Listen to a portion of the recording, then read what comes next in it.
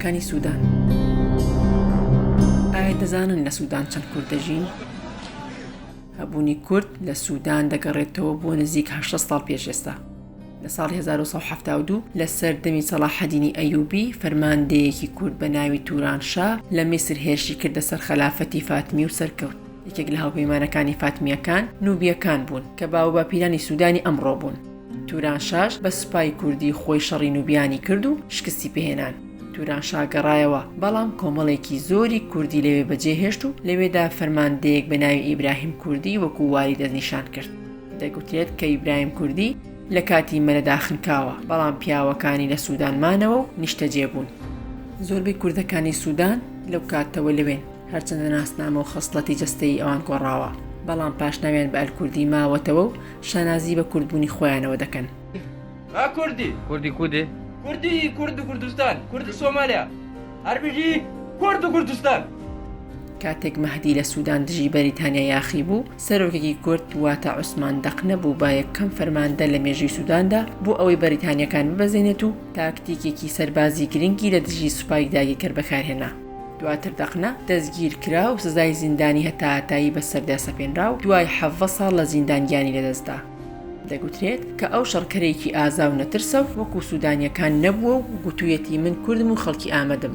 هەندێک کتێبی مێژووی سوودان ستایشی ئازایەتی دەقنە دەکەن. لەم بەشەدا نووسراوە کە کورد بووە و باپیرانی لە ساڵی 1570 هاتوونەتە سوودان. کورد شوێنێکی گرنگی هەیە لە سوودان. بۆ نمونە یەکێک لە فەرماندە بەناوبانگەکانی سوپا عەلی مەحەممەد ئەلکوردیە کە بووەتە وەزیری ناوخۆیی و ڕۆڵێکی گرنگی هەبووە. لە سوودان پارێزگایەکی گەورە هەیە بە ناوی کوردەوان کە دابەشکراوە بەسەر 3 بەشی باکوور و باشوور ڕۆژئاوا. سەبارەت بە هۆکاری ناونانی ئەوێ ڕەوایەت گەلێکی جیاواز باز دەکرێت. بەپێی یەک لەو ڕاپۆرتانە کوردێکی خەڵکی شاریوان هاتۆتە ئەو ناوچەیە و لەوێ نیشتەجێ بووە و لەو کاتەوە خەڵک ئەم هەرێمە بە کوردەوان ناو دەبن. بەپێی ڕاگەیەنراوێکی دیکە بازرگانێکی زێر دێت بۆ ناوچەکە و کانەزێڕینەکان دەبینێت.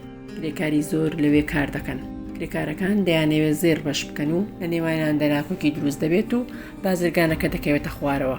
ئەو کات کرێکارەکان بە عەرەبی هاوار دەکەن، کوردفانی واتە کوردەکە مرد، لەو ساوە کوردفانی بووە بە کوردفان.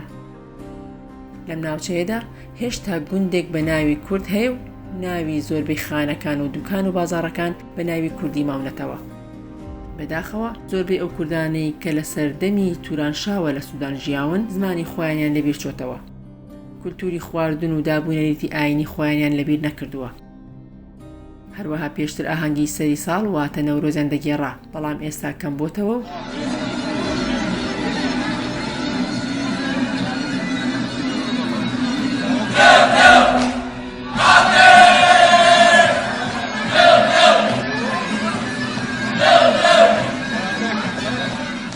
پێشتر کوردەکان چەند ئاینی جیاوازیان هەبووە، بەڵام ئێستا هەمویان موسڵمانی سونین.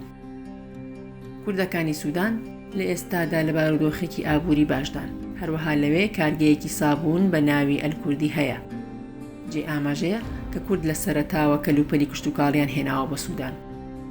لە نێوان کوردەکانی سوودان کەسایەتی گەلێکی گەورە خوڵقاون. هەروەها لە سوودان شاعیری گەورەی کورد هەن. یەکێک لەوانە عەبدوڵڵا حەسەن ئەلکوردیە کە دیوانەکەی 900 لاپەڕەیە. ئەو دەڵێت شانازی بە کوردبوونی خۆمەوە دەکەم.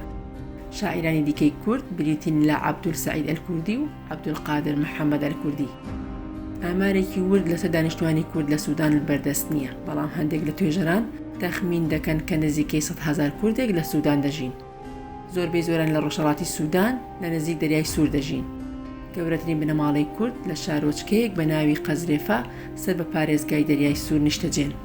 هەروەها بنەماڵی حاجی عەلی ئەلکوردی دوو یانەی وەرزشی و دوو سینەمایان لەو شارەدا دروست کردووە.